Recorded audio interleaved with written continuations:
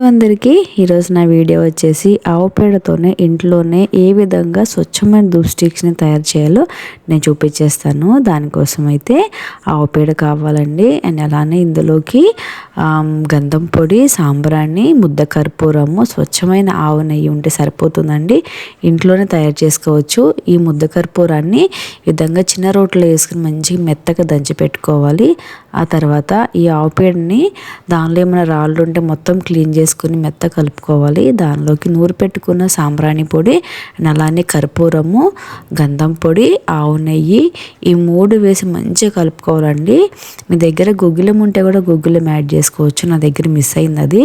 ఈ విధంగా చిన్న చిన్న బాల్ లాగా తయారు చేసుకుని ఈ విధంగా కోన్ షేప్ లాగా తయారు చేసుకున్నారంటే ఆ షేప్ చాలా బాగుంటుంది.